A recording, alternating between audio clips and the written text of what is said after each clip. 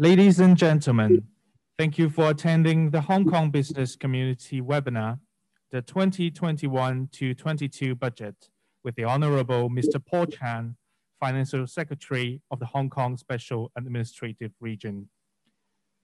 If you have any questions during the webinar, please type them into the Q&A box at the bottom of your screen. May I invite Mr. Miao Tianmin, Chairman of the Hong Kong Chinese Enterprises Association, to welcome the Financial Secretary on behalf of the Hong Kong business community. Mr. Miao, please. Okay. The Honorable Financial Secretary, Paul Chimopo, members of Chambers of Commerce, business representatives present at the webinar. Good afternoon. Welcome to the Hong Kong Business Community webinar, the 2021-22 budget.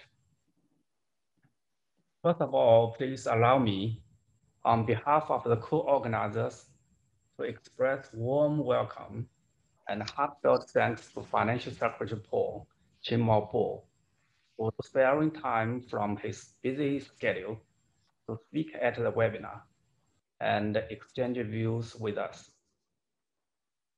Last year was an extraordinary year. Hong Kong suffered new injuries as it was still struggling to heal old wounds.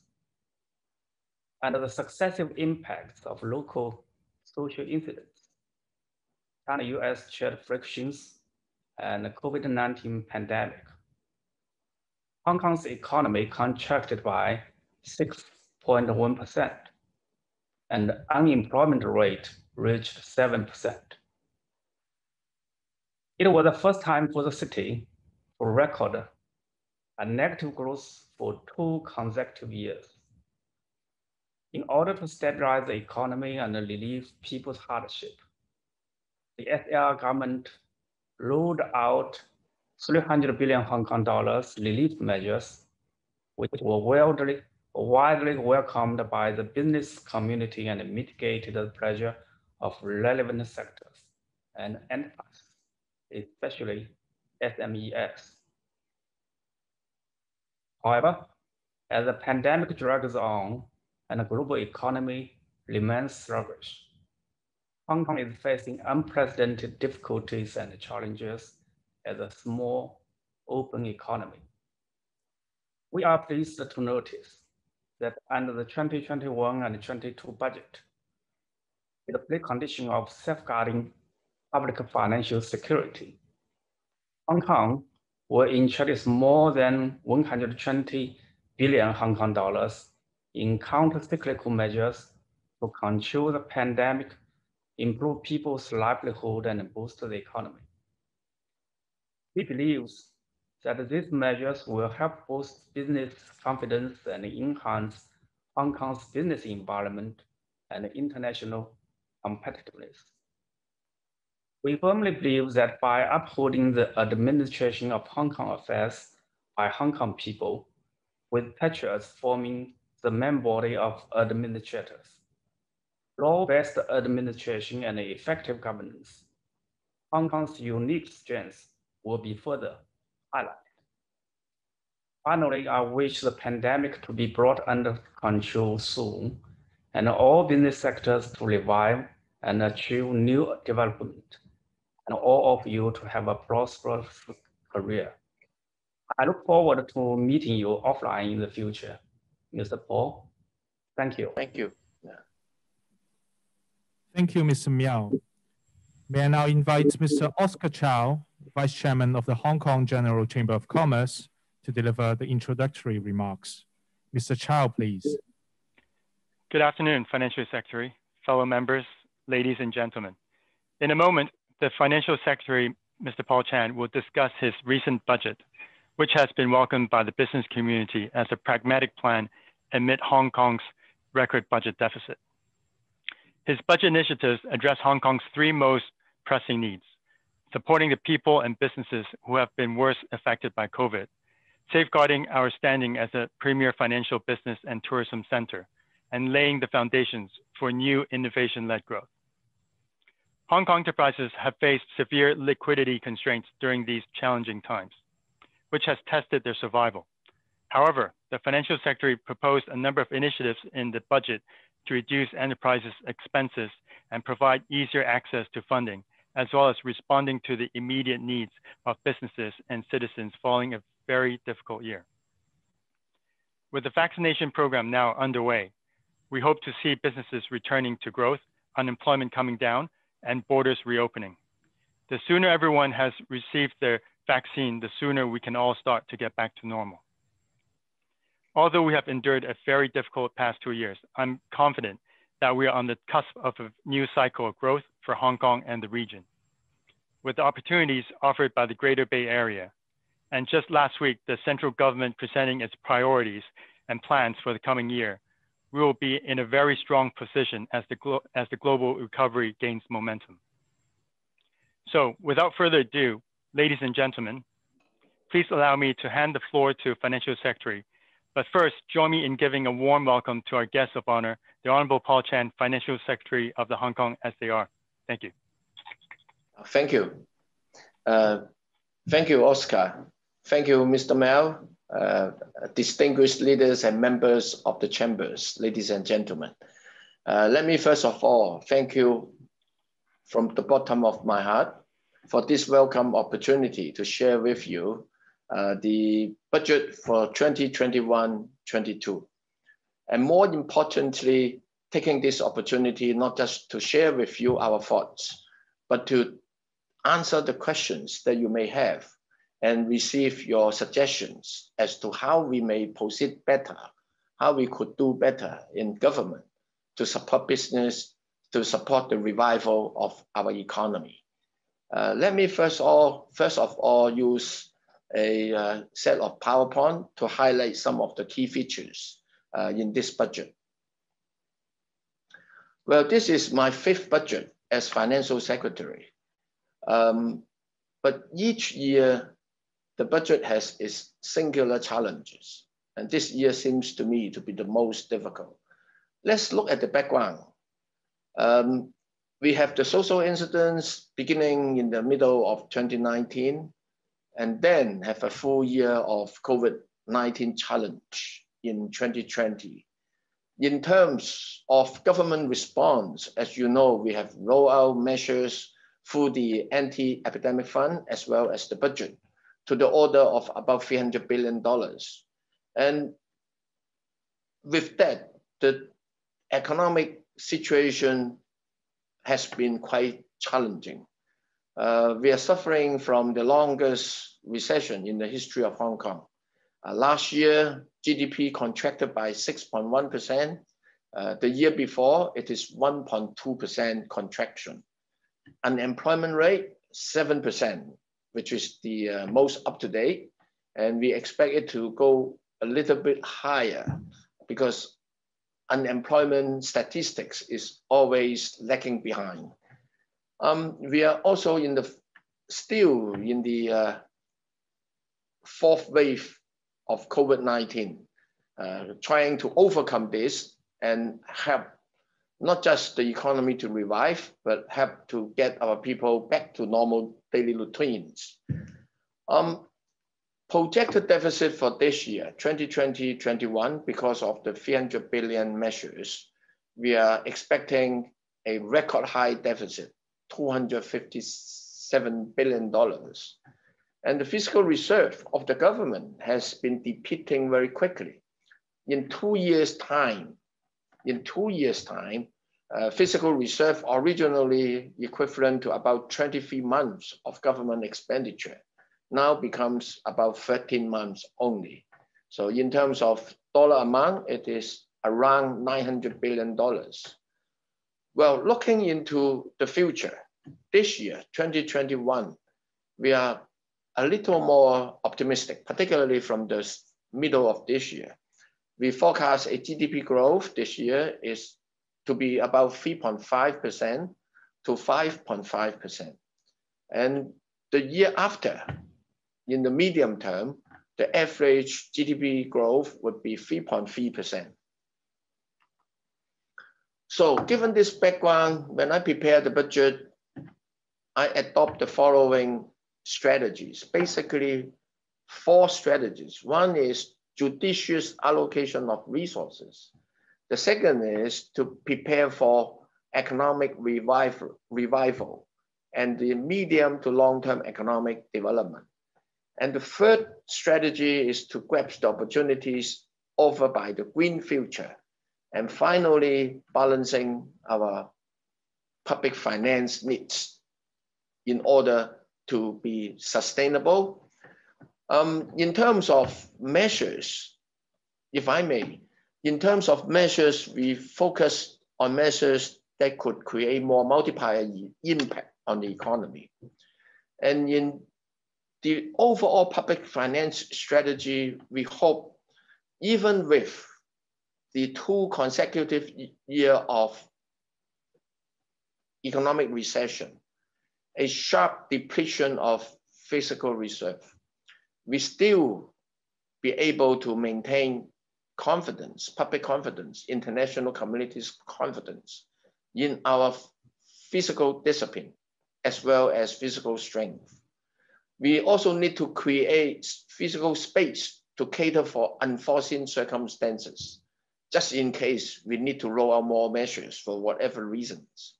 And also, the recurrent expenditure of the government has been increasing quite rapidly in the past few years. And later on, when you look at the operating account of the government, we are expecting a few more years of operating deficit. So I also need to create space for us to try to rebalance government's revenue and expenditure in the coming few years. On allocation of resources, people are suffering from COVID-19, from high unemployment, from the economic recession. So we need to allocate resources to provide some relief. The usual one-off relief measures costing us about 28.5 billion. Some people may not be very happy with it because, say, for example, the salaries tax rebate has been cut by half. But given the financial constraint we are facing, I have done my best. I have also allocated $6.6 billion to create temp jobs, about 30,000 jobs for a period of about 12 months in order to stimulate the job market under these challenging circumstances. I also propose to launch a special loan scheme for the unemployed. For those who are unemployed, who has financial difficulty, give them an option to borrow with 100% government guarantee. The borrowing is from the bank up to $80,000, which is 6 months of their average earnings during the period of their employment. And I will also make this available to those freelancers who has lost their income. Apart from those, this year, one of the special features is to launch an electronic consumption voucher, costing us about $36 billion. But at the same time, I pledge not to cut any expenditure in key livelihood policy areas, namely education, social welfare, and healthcare. In terms of supporting business, the usual one-off release. Apart from that, in terms of liquidity support during this difficult time, the SME loan scheme, particularly the 100% guarantee scheme, we have improved the terms, increased the amount to 18 months salaries plus rental up to a ceiling of $6 million, lengthening the moratorium period from 12 months to 18 months, and also lengthening the repayment period from 5 years to 8 years. The consumption voucher also will go some way to help businesses, particularly business in the catering, in the retail sector. And I have also allocated resources to develop digital economy, because one of the key lessons learned during this COVID-19 is to embrace digitalization. The better we embrace it, the better our business opportunities. I also allocate resources to the BUD fund to assist in post-COVID market development. On digital economy, let me just give you a few highlights. One is to give $375 million to the Hong Kong Trade Development Council over a period of 3 years to help them develop virtual platforms and provide more online services, which is also available to help business, particularly startups. To lead by example, the government will expedite our digitalization as well. So for most government services and payments, you can choose the E model starting from the middle of 2022. We are also in the process of developing a digital platform for authentication of the identity of enterprises. Fintech and legal cloud are also the areas that we would be deploying our resources. In terms of economic development, ladies and gentlemen, you are in the business sector. Surely we have to leverage on our strengths and seize emerging opportunities. So we will continue to invest in industries with Hong Kong has competitive strengths, namely financial services, namely innovation and technology sector. We will also play our unique role as the gateway, springboard, and intermediary between the mainland and the rest of the world. We will continue to expand our international trade and cooperation opportunities. Also, we are going to embrace ourselves into the national development strategies, making good use of such strategies as Greater Bay Area development.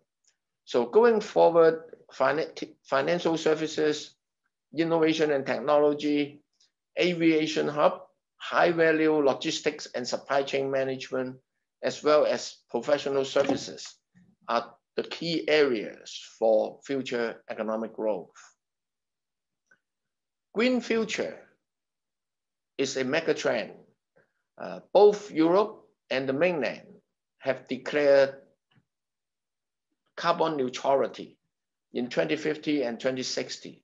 Hong Kong, we have also made our commitment to achieve carbon neutrality in 2050. So in the government, we have asked the various regulators to work together to set up a cross-agency steering group to drive green and sustainable finance in order to make our financial services in demand and also respond to change in times.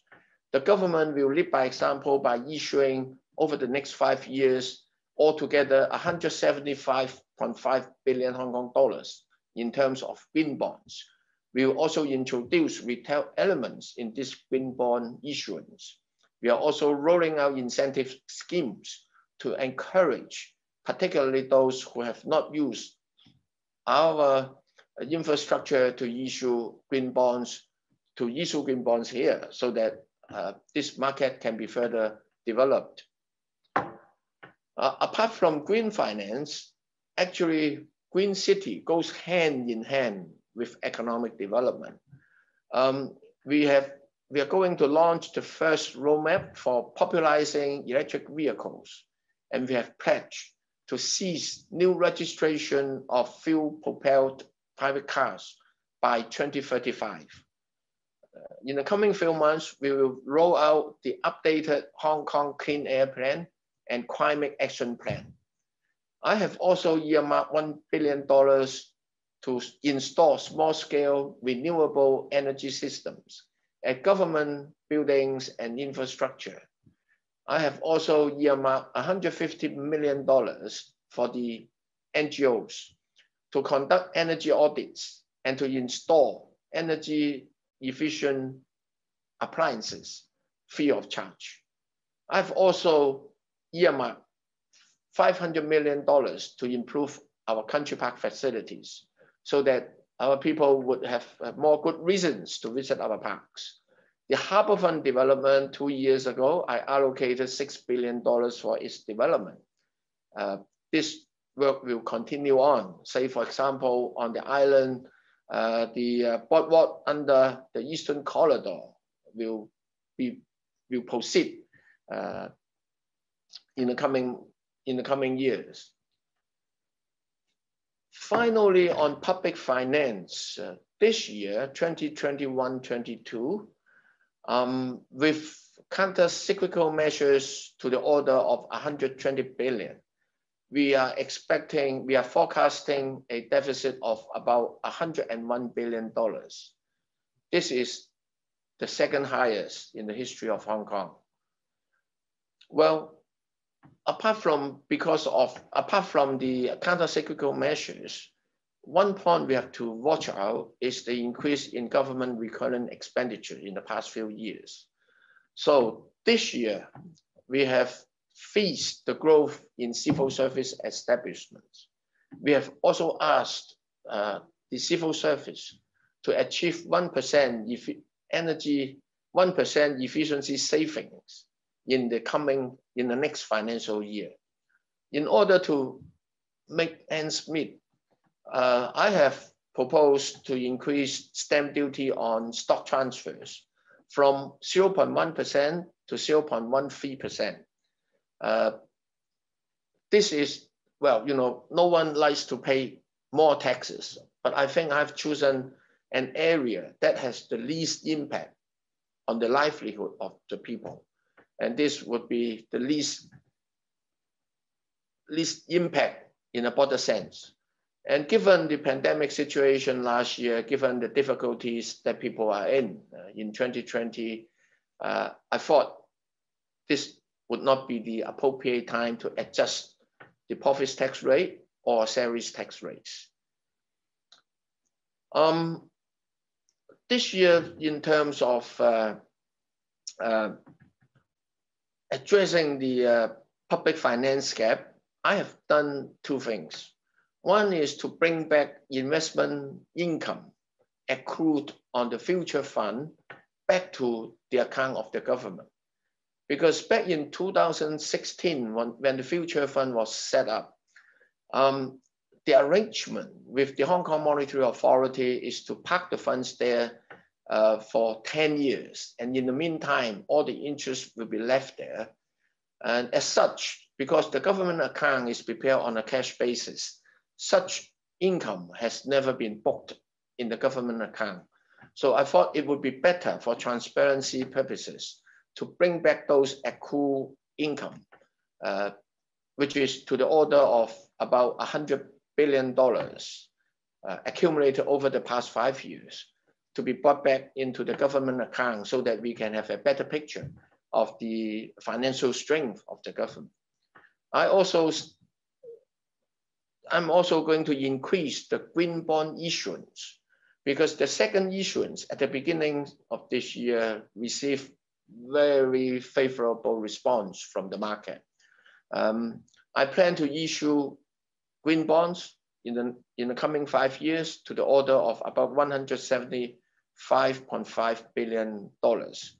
On the one hand, this is to further develop the green finance market, and also because these green bonds, the proceeds to be raised from these green bonds can only be used for financing qualified projects, which is public works projects, green projects.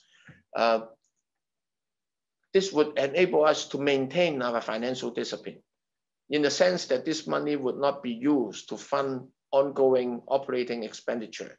But at the same time, given the financial situation we are in, because of this process, we would be able to roll out worthy qualified projects, infrastructures as they are ready and do not need to postpone them. And that would also, together with the writing back of the accrued interest, help us to maintain a reasonable level of fiscal reserve at the end of the 5-year period, to allow us, on the one hand, a more healthy fiscal reserve in the account, and also more fiscal space if there is anything unforeseen happen in the future. Say, for example, globally, whether there are other events or the pandemic situation development that may call for additional measures from the government to help the economy and to help the people.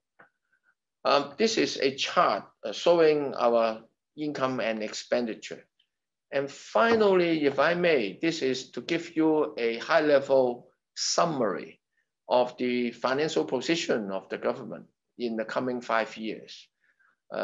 In a nutshell, on the operating account, this year, the operating deficit is huge, about $141 billion, mainly because of the counter-cyclical measures.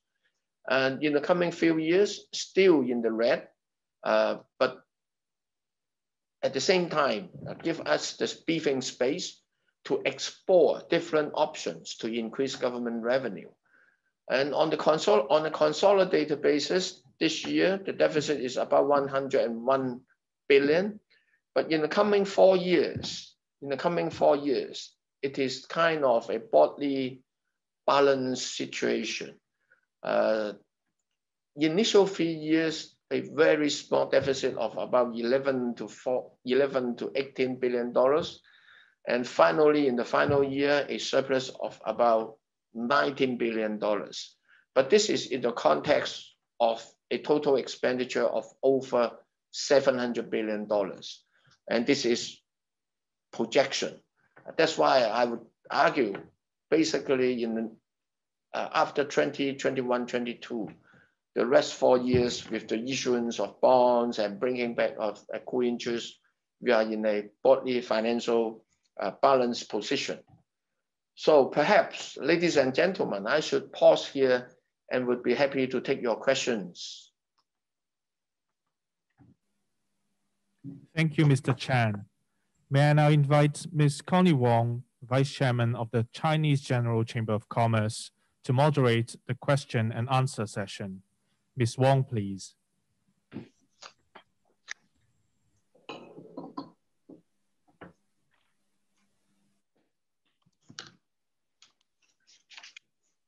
Thank you, Financial Secretary, for the elaboration on the budget. We are so pleased to hear that the budget is not only consider support for the individuals, also for the business. But we just hear that you have a lot of thought on the business development, particularly on the digital economy, green economy, and the green city. I think that is follow with the 14th national planning. We are all support on that. So ladies and gentlemen, if you have any questions, you may post them by clicking the Q&A button. We have already received some questions. I will read them out and invite Mr. Chen to answer. So the first question is, there will be an expected deficit for the next few years. Other than introducing new tax to increase revenue, would the government consider raising more debt to meet Hong Kong's financial need, given Hong Kong's sound credit rating and no interest rate environment in the current situations? Thank you. I think, first of all, we have to maintain our financial discipline, meaning that we must keep our expenditure growth in line with our economic growth, in line with our revenue growth. This is good financial discipline. This is because of the fact that Hong Kong is a small, completely open economy, and we are operating on a linked exchange rate system. We have to be able to demonstrate to the outside world that we are able to live within our means. And also under the basic law, the Hong Kong SAR has the constitutional responsibility to keep our book in balance over a period of time. That is the overriding consideration. But of course, every year there may be fluctuations in the government revenue and expenditure. Unavoidably, for some years we have deficit, some years we have surplus. That's why in the budget this year, I suggest to issue green bonds to finance qualified green projects, which are infrastructure projects, public works projects. I'm not going to issue bonds to fund our recurrent expenditure. Otherwise, the outside world may view the government losing the financial discipline. And given our financial position, yes, I agree. It is very easy for us to borrow money at a very competitive rate.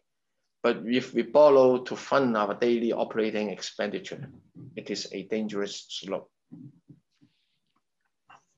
Understand. Thank you. And the second question is, you said that the government will launch a large-scale publicity and promotional campaign at home and abroad to showcase Hong Kong as a highly open, multifaceted and international city in the Greater Bay Area. Could you explain a little more what the campaign looks like, especially in promoting our capabilities and comparative advantages? Yes, we have gone through 2 very difficult years, and our international image may have suffered. The way we see it is that we have to rebuild our image, and we have to communicate with the international community to let them have a better understanding of what is happening here, where our strength lies, and particularly under the one country, two system, our core competitiveness and institutional strengths remain unchanged. This is important in order to further develop our IFC status, continue our role as international business and trade center. We also consider that it is important not just to do this promotion in the international community, but also on the mainland. This is important. So there is a very high level steering committee chaired by the chief executive. This committee is cost bureau, cost agency, because we are going to go out to promote Hong Kong as Hong Kong Inc. as a team. In terms of institutional outfit, as you know, we have economic and trade offices around the world. Last year, we opened a new one in Bangkok. There is another one coming in Dubai. So we will work with our ETOs, economic and trade offices, our Invest Hong Kong, and also the ETOs on the mainland to help promote, launch these promotional activities. We have also engaged consultants to advise us in terms of blending, in terms of key messages to be communicated. And in terms of government departments, say for example, for the IFC promotion, it is a cross agency effort involving the Hong Kong MA, in Hong Kong, Invest Hong Kong, Securities and Futures Commission, Insurance Authority. So we'll get hold of these agencies to work together. Last year, even because of the COVID situation, we could not travel. We have done hundreds of webinars in order to communicate with the outside world and to promote Hong Kong. We will spare no effort in furthering our work in this respect. Yeah, thank you. And I think the following questions will be a lot of people will interest to hear. The questions is, being the mainland so important for the Hong Kong economy, is the government planning to join the health passport scheme similar to the one used in mainland and Macau for the Hong Kong business to benefit from tourism and business traveling? At the moment, the #1 priority of the government is to fight the pandemic, to put the COVID-19 under control. The CE has also mentioned our aim is to achieve 0 cases. And over the past few months, You may have observed that in terms of testing capabilities, in terms of managing imported cases, in terms of reaction to local infected cases, we have stepped up our efforts. The vaccination program has also been rolled out. It is our common objective to put the COVID-19 under control and start traveling, start people movement, substantive, regular people movement between Hong Kong and the mainland, and Hong Kong and international communities.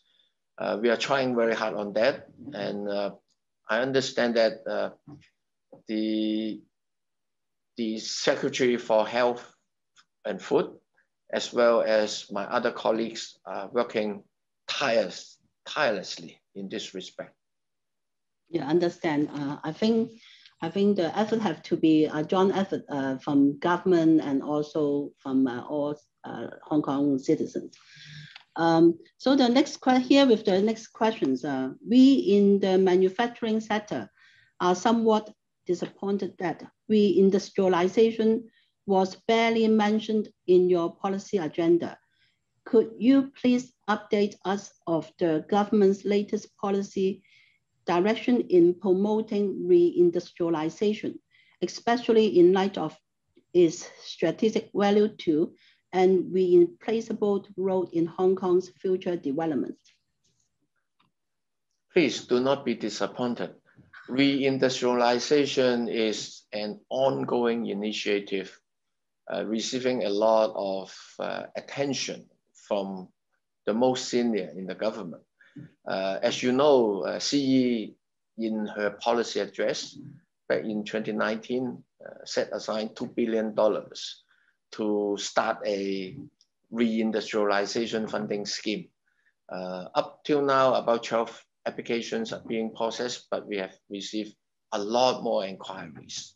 So it is being implemented. We are approaching this with a multi-pronged approach.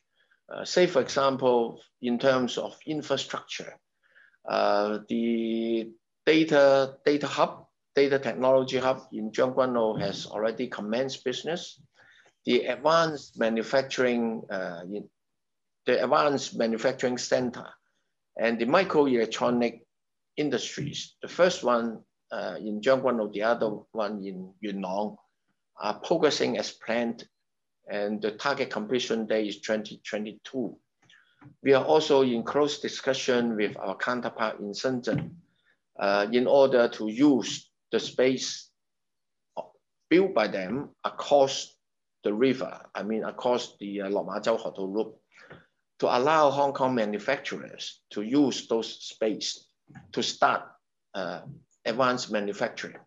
The Lok Ma Chau Loop, involving an investment of over $35 billion, has got funding approval from the Legislative Council. And we are proceeding full swing on that, but it takes some time. That's why in the meantime, we talk to the Shenzhen government to allow us to use their facilities there. We are also, through the Hong Kong Productivity Council, helping the industry to transition into reindustrialization 4.0. And the various research centers are also provided with funding to help industry in the areas that they are working. So in terms of resources support, it is being put there on a continuing basis, and through the reindustrialization committee, which I'm chairing, I also maintain close contact with the business sector to understand their needs, to see how we may be able to assist in the process. Yeah, very looking forward for the Hotel Region high-tech park to be launched, and we can move in for the development. So the next question is about the GBA Youth Employment Scheme to support young people pursue careers and grasp the opportunity arising in the Greater Bay Area has been well received by the business community.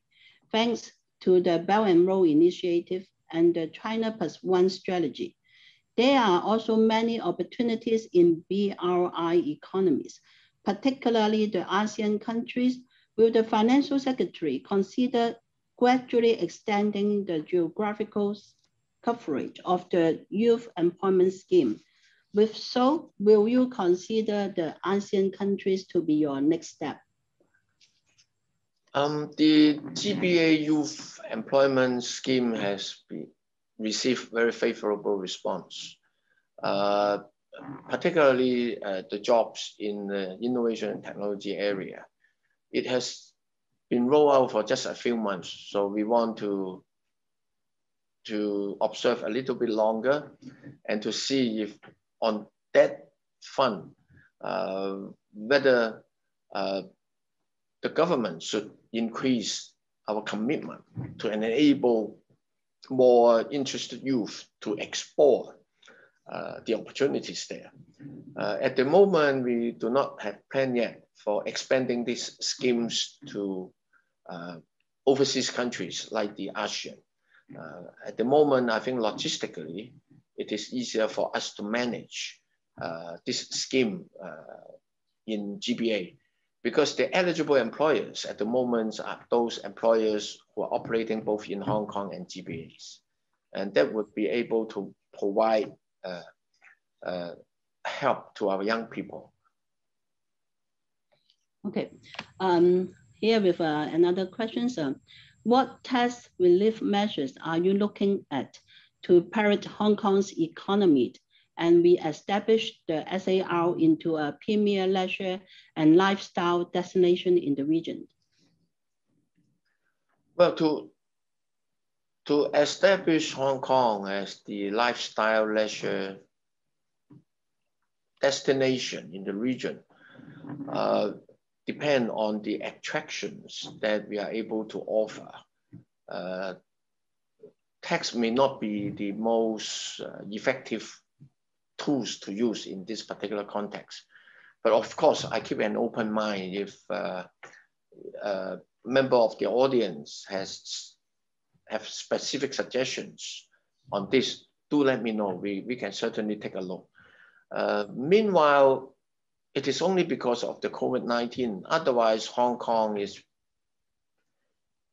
starting to build a very good image in terms of a leisure destination. Look at the food and beverage business, different kind of cuisines, fine dining, Michelin star restaurants are available in Hong Kong. Look at our Wine and Dine Festival. And in the coming years, in terms of arts and cultures, a lot more offerings. The Xiqu Theatre already open, but its operation has been hindered by the COVID situation. In the coming 2 years, we will be seeing the Paris Museum opening. We will be seeing the M+ Museum opening.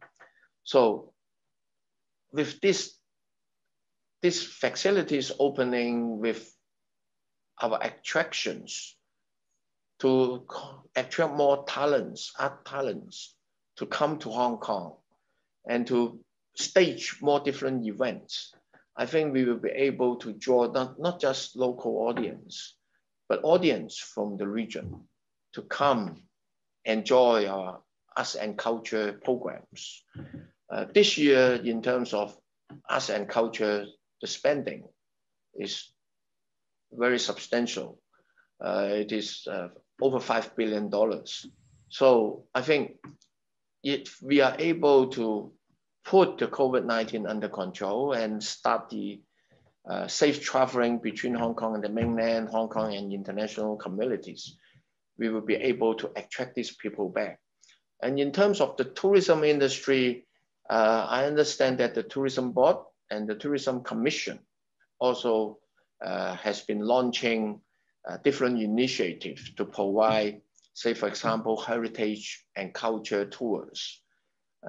So it is very niche market attractions to be offered to tourists to let them have a different kind of experience when visiting Hong Kong.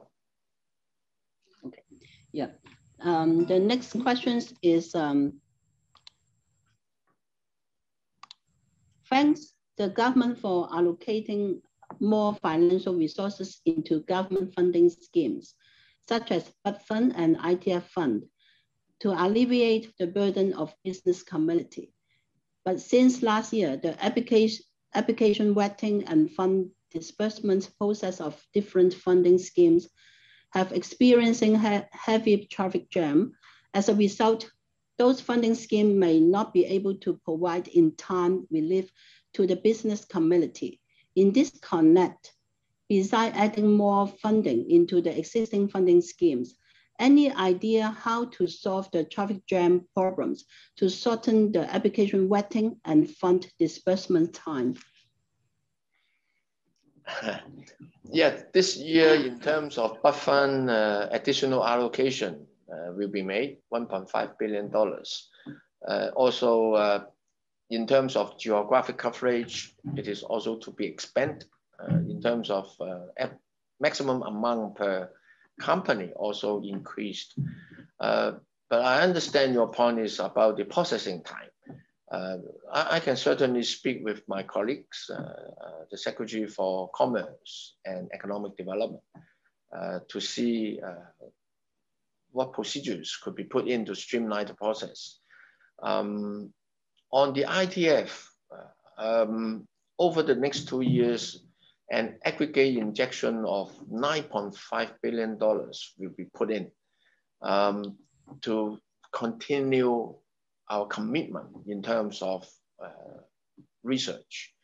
The complaint about the time required to process the application is not a new one. I can certainly ask my colleague to look at it again, but I do ask for your understanding because this is public money in terms of the approval process. They do need to be careful, but certainly we will look at it, see whether further streamlining is possible. Understand, thank you. Here with another questions about the green bond. What are the qualifying criteria for the green bond projects? The criteria is pretty much international. We are adhering to international standards as to what project qualify as green projects. And this is published. And after the meeting, if you can provide me with a contact, I can certainly send you the link. And they have very stringent application of this process. For process raised through the green bonds, it can only be used for qualified projects. Yeah, another questions. Do you have any plans to reduce reliance on the upfront lump sum land premiums? For example, spread premiums over time, introduce GST, etc. Well, land revenue this year has come down because of market situation. And land revenue does fluctuate, depend on economic situation and depends on what sites are available for sale. In the government, we do not have a policy of high land premium. Absolutely no such policy. What we are facing in the past decade is a shortage of land. That's why land price becomes so expensive. In terms of going forward, how to increase government revenue, we have to be very careful. On the one hand, we have to look at our competitiveness as well as the affordability of our people. the reception of the tax from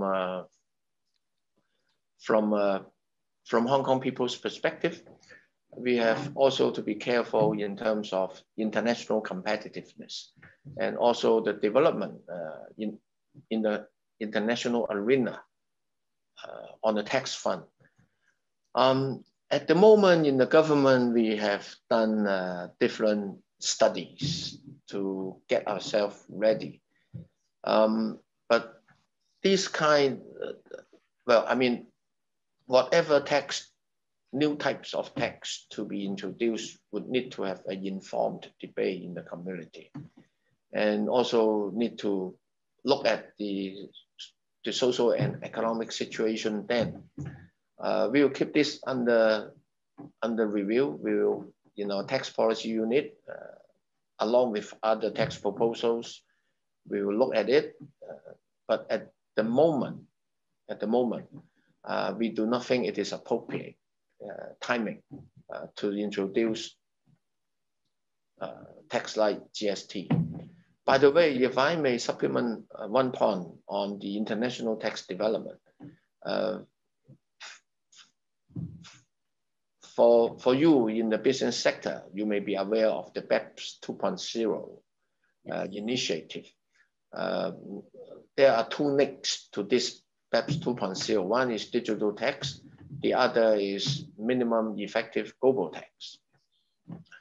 On the latter one, if there is a minimum effective global tax rate, that would have an impact on our tax system because we are operating on a low, simple tax basis, operating on a territorial base of taxation. With the minimum effective global tax rate, the impact on us under very careful study. We have to take into consideration that in formulating our overall response from a tax perspective in terms of expanding our revenues. Yeah, understand. In our business sector, we definitely welcome a low tax base for our business development. Here with another question, sir. There is the perception that operating environment in Hong Kong has become somewhat unpredictable. Over the past couple of months, we have seen a number of prominent international companies reallocating operations or staff away from Hong Kong. What is the government doing to restore our international reputation and business confidence? Well, we have been going through difficulties in the past 2 years, social incidents and then the COVID, and COVID is a global challenge. From the figures available to me, I would argue otherwise, because if you look at our deposits, the bank deposits, the Hong Kong dollar deposits, in 2019 as well as 2020, they both increased.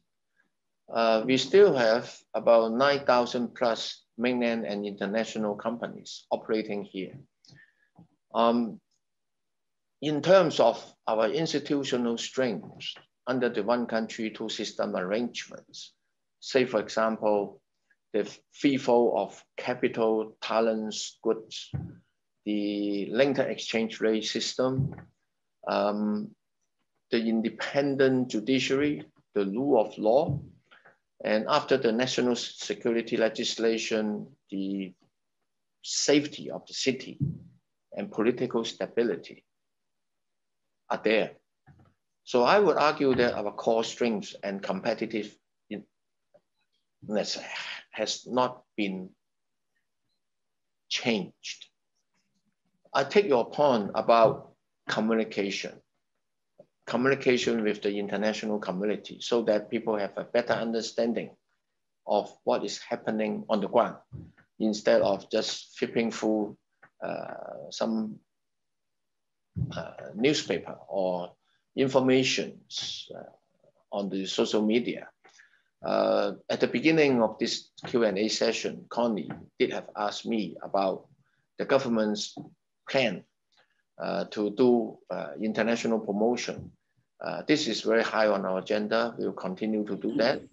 But at the same time, we will continue to look at our own selves in terms of finding ways to promote our attractiveness and competitiveness.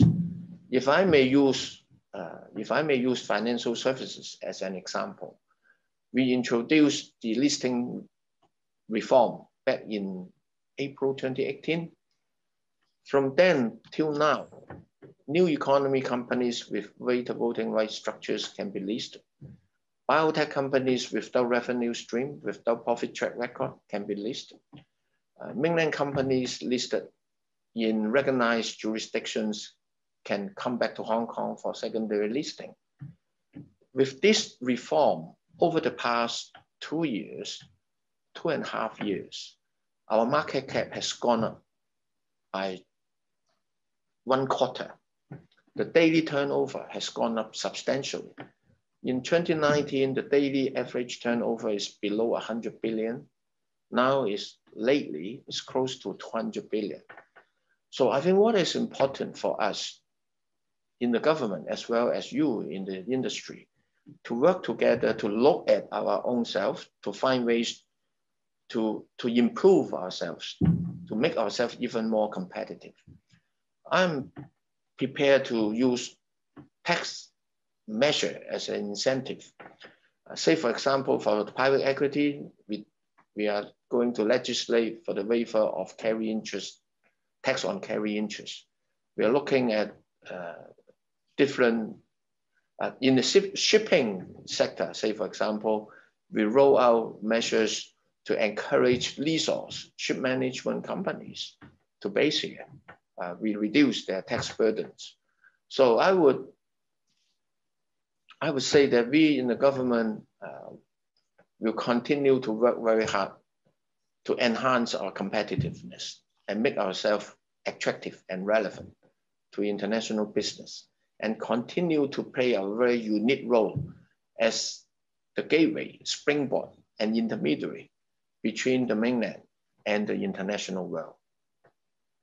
Thank you. Due to the time constraints, the next questions will be the final questions. The questions is, many business sectors are still running on a very traditional platform in terms of IT technologies. We are all hearing bot train nowadays. How will the government enhance the awareness of this technology and help SME to benefit from it? Well, innovation and technology is something we have to embrace. It changed business model, changed people's daily life and pattern and habit. In COVID-19, we realized digitalization is very important. If we are able to embrace it, we would not just remain competitive, but we will be leading the way.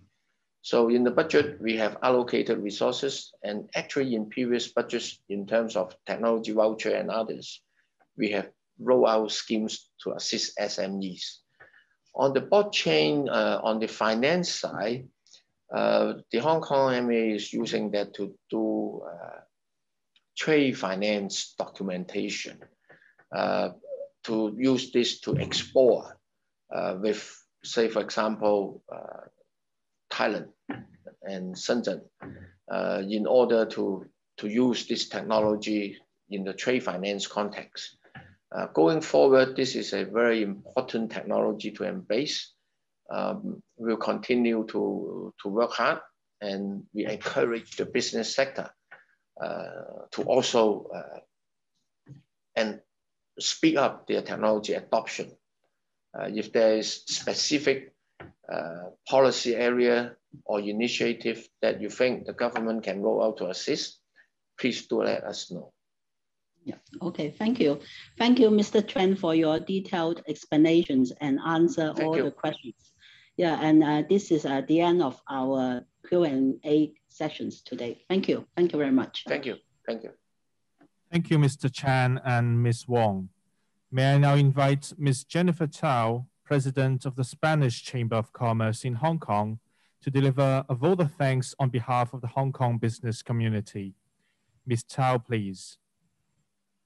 Good afternoon. Good afternoon, Hi, Ms. Chow. Hi. Hi. Good to see you again. Good afternoon, the Honorable Mr. Paul Chan, distinguished guests, and fellow Hong Kong business community members, ladies and gentlemen. On behalf of the IBC, Intercham, and the co-hosting chambers of commerce all present here, it is my privilege to convey our gratitude and a vote of thanks. We very much appreciate Mr. Chan for coming here to reach out to the business community and to have a further elaboration of your budget into more details.